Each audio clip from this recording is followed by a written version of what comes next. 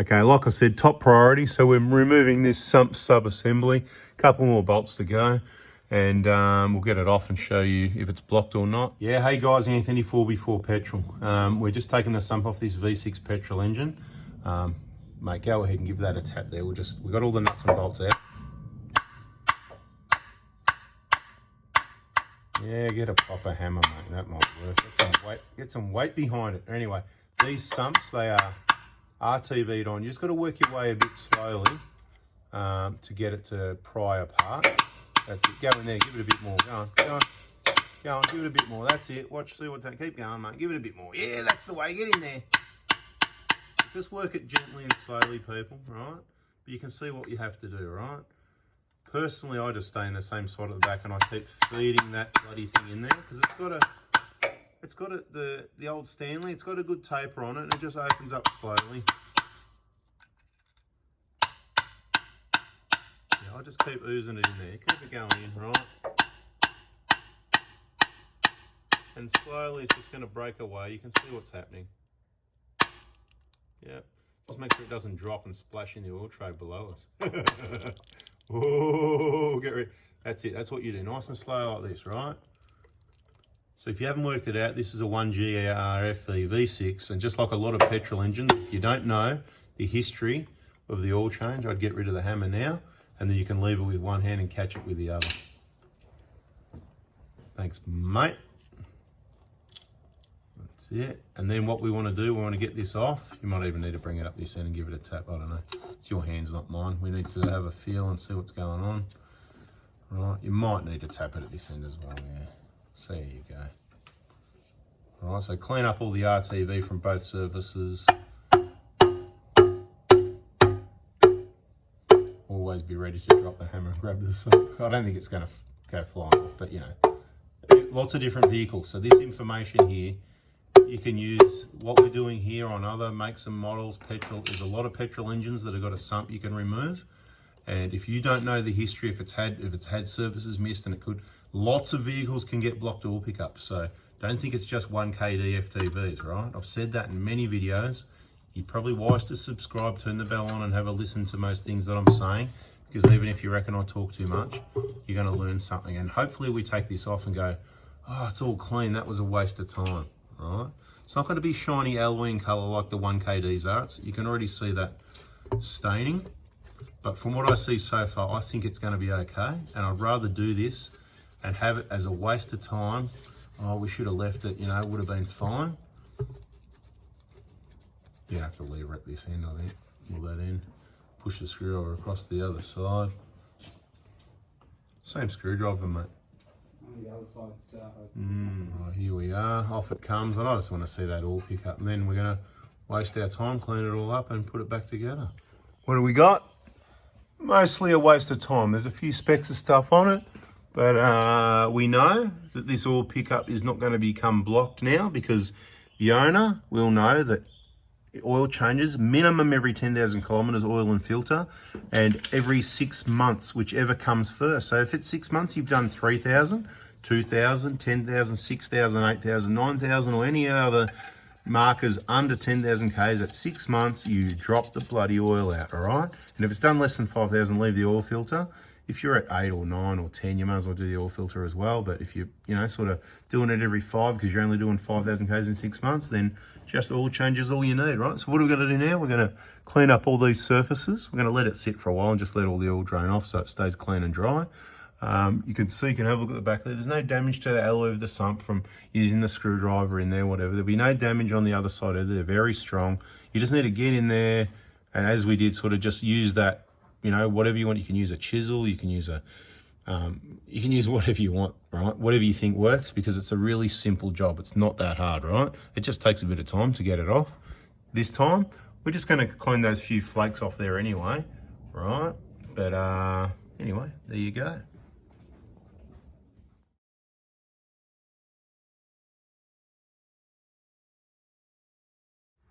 The other important thing we need to look at is not just the oil pickup, but have a look what's in the sump. So these bits and pieces, they're just a bit of leftover RTV kind of stuff that's broken away from taking the sump off here. So don't worry about that.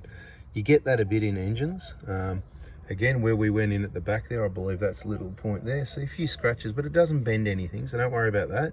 If you bend yours, then check how flat it is and you can re-bend it and make sure it's right. But they're not a bit of really thin tin. But see, there's those bits and pieces type thing. Those bits and pieces are caused by that lack of oil change we've discussed. Those few services that are missed. So all you need is a few more services or a little bit longer. And those little bits of carbon will get sucked up onto that oil pickup, and you'll have a blocked oil pickup and it starves your engine of oil, and this is the whole problem. And this is why it's worth removing, cleaning. So if you've got a V6, if you've got a bloody Nissan Pulsar, doesn't matter what you've got, you should be watching, listening and learning. If you've had it since new and it hasn't missed those services and it hasn't gone past 6 months, then you don't need to worry about it. But even with a petrol engine, and especially a petrol engine, any petrol engine, every 10,000 kilometers or 6 months maximum. And if you do repeated short trips, they say 8Ks or less, but I'm just going to say short trips. I don't care if it's 5Ks or 11Ks. Oil changes. Oil is the lifeblood of the engine. So on one hand, you need to know about that, but on the other hand, on a diesel that runs clean like a common rail, that hasn't got a normal EGR system, oil will stay very clean, so stop wasting your money on oil, okay? So you got to understand it both ways. Thanks for watching. Hey, thank me for you watching. Anyway, whatever, right? Trying to help you. So there it is. Have a look at that gunge.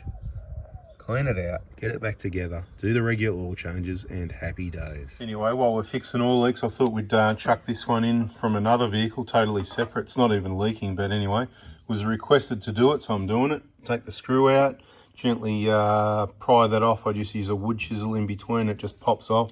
Just wanted to show you what it looks like because we've never had one off before, right?